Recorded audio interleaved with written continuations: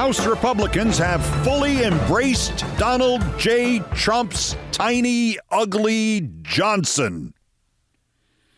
One threatening social media post from the man whose only true skill is threatening social media posts, and these independent, rogue, deep-thinking men and women of the people fell right in line and picked the Eddie Haskell of the Trump Christo-fascist, homophobic, authoritarian theocracy, Mike Johnson of Louisiana, to lead their jackal pack. The man who once said, you know, the allegations about these voting machines, some of them being rigged with this software by Dominion, there's a lot of merit to that. The fix was in. The new speaker was, in fact, much deeper in the election subversion weeds than generally known. Hours after his election yesterday, sources produced a, quote, record, unquote, of a closed-door Republican meeting on January 5th, 2021. One sunset before the more violent of those who agreed with Trump and Speaker Johnson tried to seize the Capitol and overthrow the election by violent revolution. Politico obtained the, quote, record, which, based on the precision of the quotes therein, must be a recording or a transcript of a recording, but Politico's not saying that. In any event, Johnson was as strong an advocate in that meeting for the lie that the election was rigged and the outcome in doubt and the Constitution on Trump's side as Steve Bannon or Sean Hannity or any Proud Boy. He is a bastard insurrectionist. It is well known that Mike Johnson led the effort to get House Republicans to send an amicus brief to the Supreme Court for Ken Paxton's authoritarian lawsuit on behalf of the state of Texas, which was an attempt to get Clarence Thomas and Samuel Alito and their fellow travelers to disenfranchise Georgia, Michigan, Pennsylvania, and Wisconsin because each state had voted for Joe Biden. That evil compendium of sophistry was so manipulative, so full of lawyer crap, that Congressman Mo Brooks and Matt Gaetz would later say that Trump should pardon Congressman Mike Johnson and every other congressman who signed the Mike Johnson brief. It is not as well known that in the weeks prior to the January 6th coup attempt, Trump and Johnson, quote, traded phone calls and discussed legal strategy repeatedly. Johnson was Trump's man on the inside. And finally, at the January 5th Republican meeting, which turned out to be the House insurrection pregame show, this record Politico obtained shows that Johnson insisted to his colleagues that, quote, it's not over yet, and echoed things he'd said in public months before, like, I don't concede anything, and that the Dominion voting machines had, quote, a software system that is used all around the country that is suspect because it came from Hugo Chavez's Venezuela, unquote. I'll add the footnote here that talk like that cost Fox News $787 million after Dominion sued them, but did not sue Mike Johnson.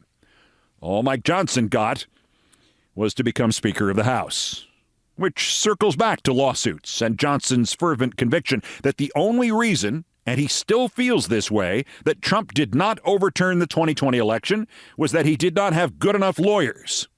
He only had Rudy Giuliani. Back to the January 5th meeting, which the Washington Post reports separately, was at the House's Visitor Center. Visitors to the House on January 5th. Irony there.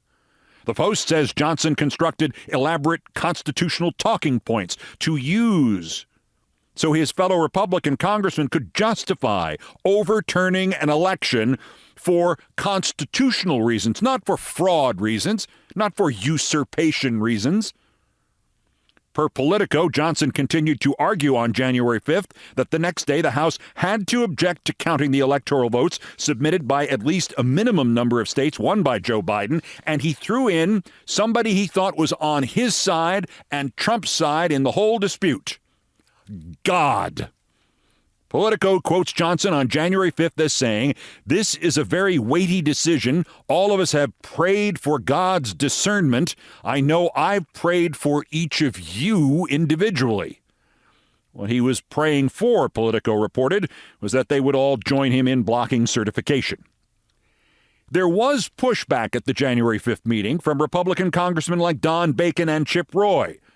If you're wondering where the provenance of the, quote, record of this meeting that suddenly appeared after Johnson's election, And where this all might have come from, Politico quotes Chip Roy as telling Johnson on January 5th, quote, "Let us not turn the last firewall for liberty we have remaining on its head in a bit of populist rage for political expediency." Golly, I can't guess who gave Politico the record. Of course, Chip Roy and Don Bacon both voted for Mike Johnson yesterday. They all did. They all voted for him. A couple of presents. Nobody voted against him. And it is, in retrospect, amazing that it even took the idiots in the House GOP caucus that long to find their Johnson with both hands. He checks all the boxes. Full-on election denialist, nihilist, as noted above. Full-on homophobe. Wrote newspaper editorials advocating for the criminalization of gay sex. Quote, "Your race, creed, and sex are what you are, while homosexuality and cross-dressing are things you do.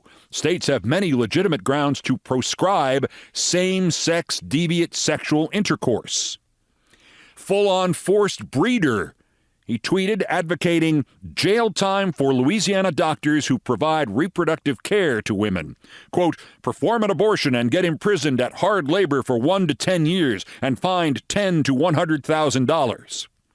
Full-on forcing of religion. He defended programs at 25 public universities like Louisiana State, as in state school, that paid with taxpayer money for Christian chaplains for their football teams. He insists the First Amendment requires student-led prayers in public schools. This guy is effing nuts. Full-on Hunter Biden DOJ paranoid conspiracy theorist. He liked tweets on the subject by Stephen Miller, Matt Gaetz, and others. He demanded Biden administration officials testify 3 years after he demanded the Trump administration officials ignore House subpoenas because executive privilege. Full-on theocrat. He's the former senior spokesman for the ironically named Alliance Defending Freedom, which sues to overturn abortion rights, to overturn LGBTQ rights. In order to work for the alliance, you must publicly take an oath insisting that you believe God opposes gay people, abortion, transgender therapy, anybody who doesn't believe in Jesus Christ, and God opposes divorce. And most importantly, Mike Johnson is full-on anonymous. Politico asked Senator Tom Barrasso, number 3 Republican in the Senate, about Johnson. "I don't know him. I know what I've read in the paper." CNN asked Susan Collins about working with Johnson. She said she doesn't know him, but was going to Google him this morning. My God, it actually makes you yearn for Susan Collins saying something smarter than that, like, I don't know, like Johnson has learned his lesson. And yet, while Mike Johnson has ascended out of the wreckage of the Republican Party and has already begun to enslave what is left of it into fealty to Trump and MAGA, while he's made it to the top by virtue of having no public profile and no rap sheet and no enemies, there is a hidden time bomb that could, and I emphasize this is a long shot, though only long shots seem to be paying off lately for America's fascists, there is a hidden time bomb, a long shot that could undo brand new, freshly minted Speaker Mike Johnson, because the House rule on the vacate the chair motion that offed Kevin McCarthy, it's still there, and it still requires only one member to trigger all this all over again. One of the largely unaddressed aspects of the disease that is Donald Trump is the reality that there is almost no politician or public figure he has not embraced, then denounced, or denounced, then embraced. As I often point out as proof of my theorem, Donald Trump once wrote a fan letter to me. And apart from the fact that the Politico report about the January 5th meeting confirms that at least one Republican who voted for Mike Johnson yesterday seems to be ready to unseat him tomorrow and release that report, Johnson has another, and in this time when we live through the Trumpian looking glass, potentially far more lethal skeleton in his closet. And it is this: Mike Johnson criticized Donald Trump on January 6th during the insurrection. We heard a tweet from the commander-in-chief a moment ago. Support our Capitol Police and law enforcement, he writes. They're truly on the side of our country. Stay peaceful. Does he need to say more? That's a good start, but I do believe. I'm a supporter of the president. But this is a time for the commander-in-chief, the leader of the country. He still is that. To step up and call for calm and speak in these same tones. To pull us together. To you and I, and even most Republicans, especially while the barbarians were at the gate looking for congressmen and senators and vice presidents to hang, that's nothing. To Trump, that would be utter and unforgivable disloyalty, and it is unmistakably true that he has clearly never heard that clip of the backbencher he just helped turn into Speaker of the House. Or it has never been thrown in his face with the right framing. You do know, sir, that this Johnson guy thought you didn't do enough to stop the mob on January 6th. You do know that, sir, don't you? That he blamed you for doing enough, sir. Mike Johnson could very well still be Speaker of the House 377 days from now, Election Day 2024. He could very well be there on certification day in 2025 to try to illegally subvert that presidential election in a million different ways, as he tried to illegally subvert the 2020 election. He could betray this country again, and this time he might not just merely survive a failed coup, but get away with his scheme. Or somebody might play that tape of him and Bill Hemmer to Trump. And an hour later, an even crazier Trump whore than Mike Johnson in Congress could submit a motion to vacate the chair. And they'll be throwing Mike Johnson's career over there on the pile, where the careers of Kevin McCarthy and Steve Scalise and Jim Jordan and Tom Emmer have already started to rot. Here, when the hell is a judge in this country going to put Trump in jail? Trump would later storm out of the court muttering, "Unbelievable," to himself when the judge turned down his demand that the case against him, in which he is clearly incredibly guilty, be immediately dismissed. But at lunchtime, he takes the break in the civil fraud trial in New York, holds an impromptu news conference on the courthouse steps, as he was told by Judge Engoron not to, and 5 days after Engoron fined him $5,000 for breaking the gag order by leaving up online an attack on Engoron's court clerk, Trump again attacks the court clerk. This judge will, because this judge is a very partisan judge, with a person who's very partisan sitting alongside of him, perhaps even much more partisan than he is. The judge was furious. Trump's ambulance chasers insisted the reference wasn't to the clerk, but to the witness, Michael Cohen. And because they and Trump have spent their lives inside the shadow of a doubt and thus getting away with it, whatever it is, Engoron's fury resulted in Trump being fined $10,000. Now, I no longer believe anything about Dementia J. Trump. I do not believe he has $10,000. But the judges, like our layman judges in the news media, are so terrified of appearing biased against him. What a terrible thing. You're a judge. You're biased against the worst criminal in American history? Shame, shame, shame on you. They're so afraid of being judged as biased against him that they are bending over backwards to treat him in a way that you or I or a drug dealer or a murderer or somebody who merely owed thousands in unpaid parking tickets would not be treated. Trump leaves up an image of the post you ordered him to take down. His lawyers say it was inadvertent. Screw them. Screw him. Find him in contempt and put him in jail for the weekend. Then he comes out and attacks your clerk to the news media. His lawyers say he never mentioned anybody by name. In fact, he was referring to somebody else. Screw them.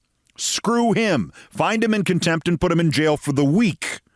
Or, if you do not have the courage to do that, if you do not have the foresight to realize that all of our other institutional protections against would-be madmen dictators have failed, the news media has failed, the Congress has failed, the electoral system has failed. If you cannot imprison him, if you do not have the balls to imprison him for things you would imprison me for, then when you find him, make sure he feels it. Make sure his supporters feel it. Make sure it overwhelms every other story on the news everywhere in the world. You want to play this game, Trump? Fine. We will play it, and we will play it at your level. You say Mar-a-Lago is worth $1.5 billion. That's what this trial is all about. Fine, Mr. Trump. For violating the gag order, you are hereby fined $1.6 billion. Pay the clerk on your way out, asshole.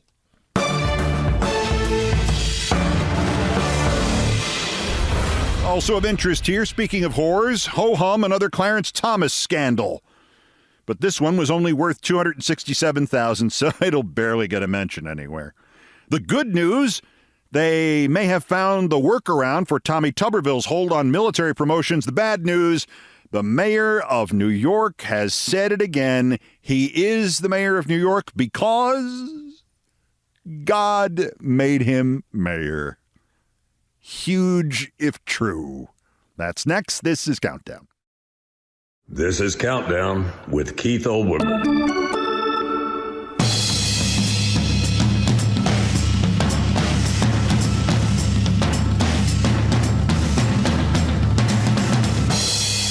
This is Sports Center. Wait, check that. Not anymore. This is Countdown with Keith Olbermann. In sports, the quick evolution of being a sports fan and reporter. When you become a fan as a kid, there are baseball managers so old that they were born in the previous century. At some point, before you get out of high school, probably somebody you saw play baseball becomes a manager and you suddenly feel old. By your 30s, all of the managers used to be players you saw play. By your 50s, all of the managers used to be players you interviewed. Or if you're me, people who tell you they used to watch you on SportsCenter when they were in the minor leagues. And by my current age, going on 65, the managers who did not reach the majors as players until you had already been a fan for a couple of years, those managers are retiring already. Johnny B. Dusty Baker has quit managing, bowing out after his Houston Astros lost the American League Championship Series. He reached the majors as a player in 1968. I first met him and interviewed him at the 1977 World Series. He became a manager in 1993, a year after I started to host SportsCenter. He managed the Giants, the Cubs, the Reds, the Nationals, and finally the Astros, with whom he finally won a World Series last year. He's 74 years old. I don't believe he has ever forgotten the name of anybody he has ever met on a baseball field. I am not certain he is a great strategic in-game manager, but please find me somebody who will say anything more critical of him than that, and I will be very surprised. I'll also be surprised if somebody does not try to talk him out of retirement in the next few years. There's another category of baseball manager, too, the guy you used to ride the subway with. I knew Bob Melvin a little bit when he was a player and a manager, and then in 2010 he became a consultant for the New York Mets.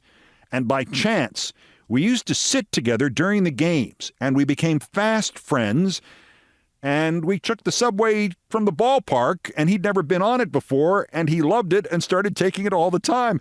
And I can now tell you that I even wrote a letter of recommendation to a baseball owner on Bob's behalf for a managerial job he did not get.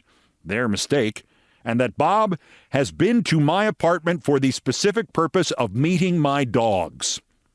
Bob is now going to tie Dusty Baker with 5 different teams managed. The record is only 6. He will leave the San Diego Padres to run the San Francisco Giants next season. What is amazing is that Bob became a manager in 2003, and the only year he has not been a major league manager was 2010, the year he and I became commuter friends. And to dive into the I'm so old pool one last time on the simple premise that it's going to happen to you too, if you're lucky, the 10 nominees have been announced for the 2024 Ford Frick Award, enshrinement in the Baseball Hall of Fame for a baseball announcer, which should be renamed the Vin Scully Award. Anyway, you ready for this list of 10? Joe Buck. I worked with him for 3 seasons at Fox, including the 2000 World Series.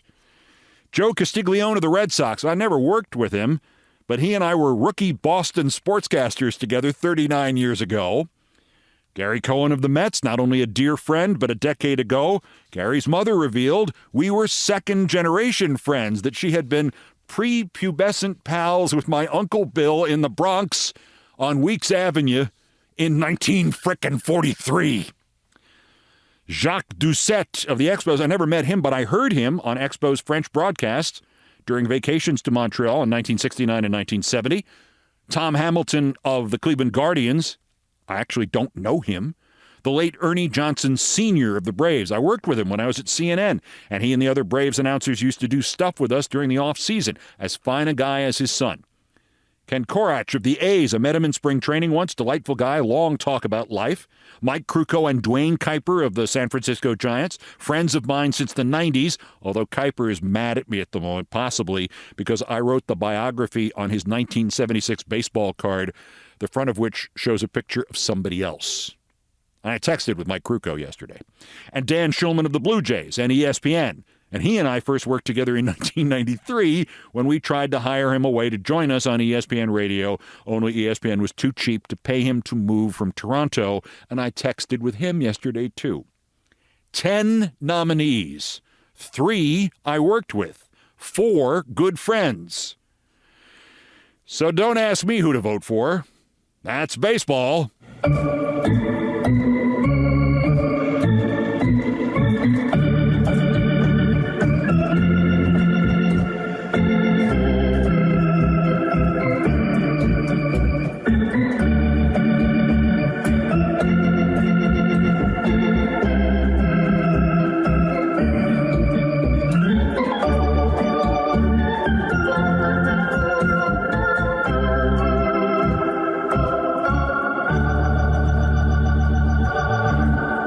Thank you, Nancy Faust. And by the way, why don't they have a section for organists at the Baseball Hall of Fame? Huh? Asking for a friend.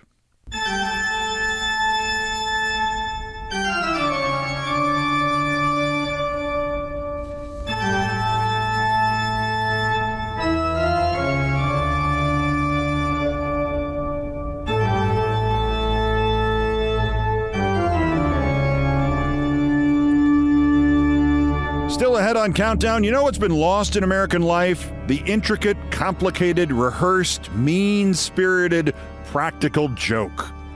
It was my pleasure 41 years ago this month to participate in the best one I have ever witnessed, in which we got a guy from the New York Times to believe that he had just missed the biggest sports story of the year, the Janowski prank. In Things I Promise Not to Tell, next. First time for the daily roundup of the miscreants, morons, and Dunning-Kruger effect specimens who constitute today's worst persons in the world. The bronze. Tommy the Tuba Tuberville, the all-ears senator from Alabama who has been blocking nearly all military promotions while the Middle East is at war and Ukraine is going on and the Chinese continue to mess around in Asian waters, and they may have shut him down. Punchbowl News reporting that Senate Democrats are preparing a resolution to send to the Senate Rules Committee that would allow the promotions, all of them, to go through, except for members of the Joint Chiefs or the Unified Combat Commands, all of these promotions to be voted on in one bill, thus thwarting Senator Dumbo. The Rules Committee will rule on how many votes would be required. Punchbowl reports Tuberville has heard about the effort, and with those ears, how could he have not have? The runner-up, good old Supreme Court Justice and judicial prostitute Clarence Thomas. There's a scandal about him and money. I know, you've heard this before. No, this is a different scandal about him and money. The New York Times says the Senate Finance Committee has unearthed evidence about and is investigating the loan that good old Claire took in 1999 to buy that RV that he loves so very much, because it puts him out on the road so he can meet the people whose lives he ruins for cash. $267,230 in a loan for a motor coach. A loan from healthcare industry mogul Anthony Welters. And in 2008, Welters simply wrote off this loan. $267,000. It's unclear how much Thomas had paid back by then, if anything of it. Thomas has refused to comment on the Times story, but the far right apparently remains very surprised that the rest of us are allowed to discuss this because they're the Supreme Court and they own us. Remember? But our winner, New York Mayor Eric Adams. We've heard this before. The mayor believes he was put in office by God. I thank God I'm the mayor right now. And the more famous nonsense statement, quote, there is no way God created me for this moment if he did not believe this was my moment. Whatever that means. Now, those are great in their own way, but it's something else when you actually hear him saying it while it is being simultaneously translated into Spanish. Mayor Adams has gone on a New York Spanish-language religion show, Radio Visión Cristiana, and he let one rip. I am mayor because God gave me the authority to be mayor. Soy alcalde porque Dios me dio la autoridad para ser alcalde.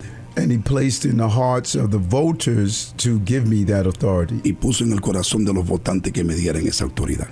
Sometimes we miss how God operates. See, I don't mind you thinking God put you somewhere.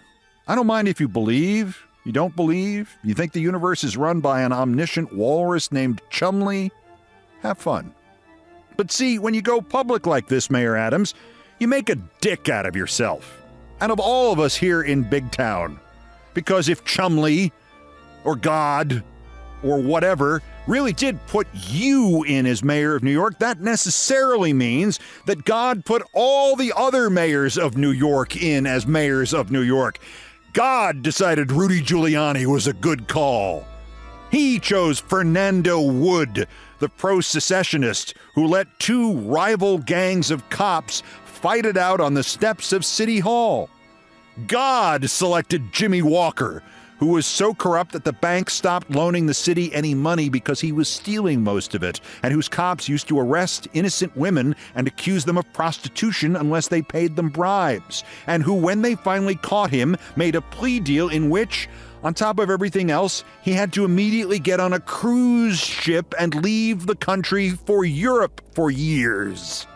See, Mr. Mayor, if you want to think that God put you in office, go nuts. But if he put you in office, that means he put all them schmucks in office too. And maybe you have to wonder, Mr. Adams, did he put you in office as some sort of tribute to your greatness or as some kind of punishment? Mayor Eric, don't blame me. I voted for the garbage commissioner lady, Adams. 2 days! Worst person in the world!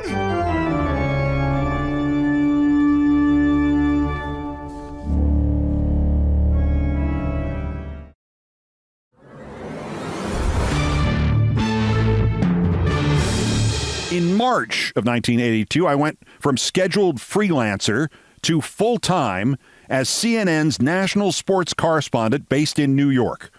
I have mentioned previously that they rewarded me by offering me $1,000 less a year than they were giving me freelance, which tells you everything you need to know about working in television.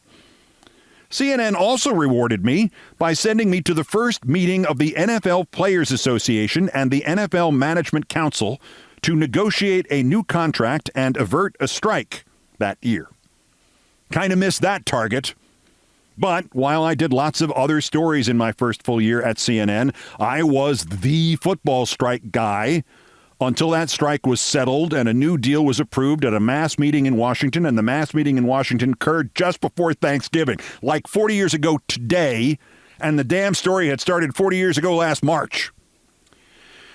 There are probably 5,700 stories worth telling you of covering this thing nearly every day, one way or the other, for 8 months. But this one might be my favorite. There were, I think, 3 other reporters at that first bargaining session in New York in March of 1982. And if these are not the 3 guys I'm thinking of, they became the 3 guys in the subsequent meetings later in March and then in April when we had some in Washington and throughout the early summer. They were Bart Barnes of the Washington Post, Ira Rosenfeld of the Associated Press, and Michael Janowski of the New York Times. By October, the 4 of us had been joined by, maybe 100 other reporters, 200. The problem with covering any strike inside sports or outside of it is you don't have a lot of news to cover. And the only news story your editors or producers or readers or viewers want anyway is this one. Is the damn thing over yet?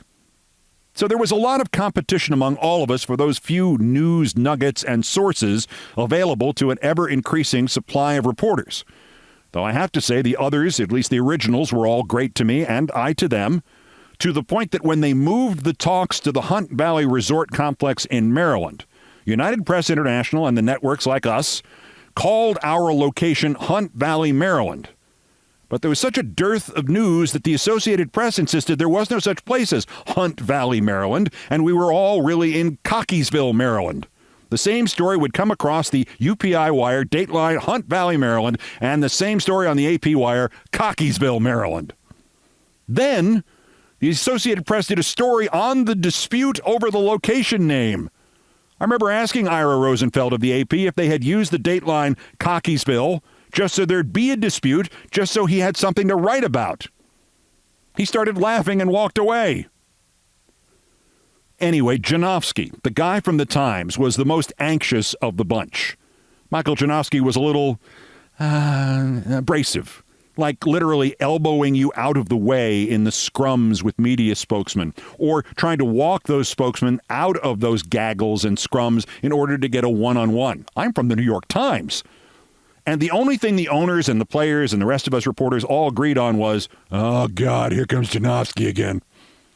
So one long night in the resort they were using in Cockeysville and or Hunt Valley, Maryland, one of the union guys was having a drink with a bunch of us media types, and we started complaining about Janofsky. And I don't think the prank that was hatched was my idea, but I know I was the choreographer.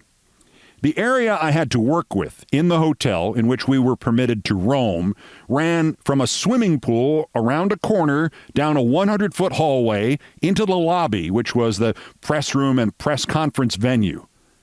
So we waited until we saw Janofsky go down that hall away from the main lobby and around the corner towards the hotel rooms themselves. And then at least a dozen of us waited like evil school kids in the main part of that hallway between the swimming pool and the lobby. We sent a spotter to stand near the pool to alert us. So as Michael Janofsky of the New York Times turned the corner 100 feet away, he saw the NFLPA press aide literally pushing some of us and everybody yelling and him saying, "Fine, it's true, it's over. Now I can't say another goddamn thing. I quit."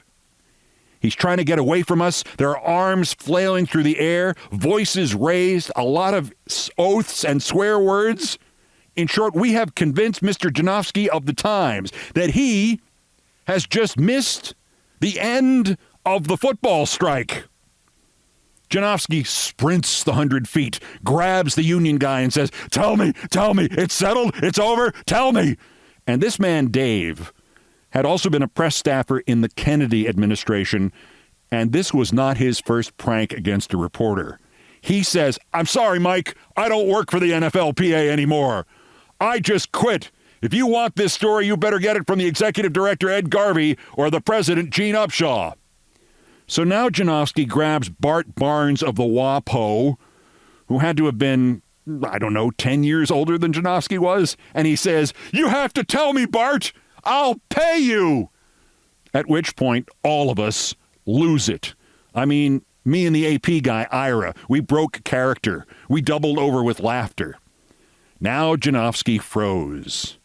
Dave from the union laughed so hard he turned red, and Janofsky marched off announcing he would get us and get us soon. I don't think he ever did. Though if I had to do a phoner for CNN when Janofsky was around that lobby or any other places we did this story, I always made sure I guarded the phone disconnect button with my free hand just in case.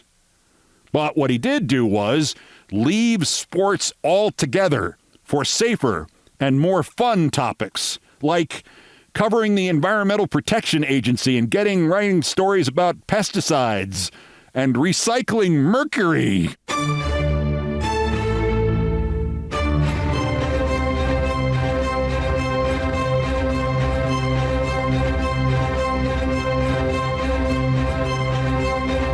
I've done all the damage I can do here. Thank you for listening. Countdown has come to you from the Vin Scully Studios at the Olbermann Broadcasting Empire in New York. If you know anyone who does not listen to this podcast and might enjoy it, first off, why? Secondly, tell the others. Countdown musical directors Brian Ray and John Philip Chanel arranged, produced, and performed most of our music. Mr. Chanel handled the orchestration and keyboards. Mr. Ray was on the guitars, bass, and drums, produced by TKO Brothers. Other music, including Beethoven Stuff, arranged and performed by the group No Horns Allowed. The sports music, courtesy of ESPN Inc., and it was written by Mitch Warren Davis. We call it the Olbermann theme from ESPN2. Our satirical and pithy musical comments are from Nancy Faust, the best baseball stadium organist ever. Our announcer today was my friend Jonathan Banks from Breaking Bad and Better Call Saul and Airplane. Everything else is pretty much my fault. That's Countdown for this, the 1,024th day since Donald Trump's first attempted coup against the democratically elected government of the United States. Convict him now while we still can. The next scheduled countdown is tomorrow. Bulletins as the news warrants. Till then, I'm Keith Olbermann. Good morning, good afternoon, good night, and good luck.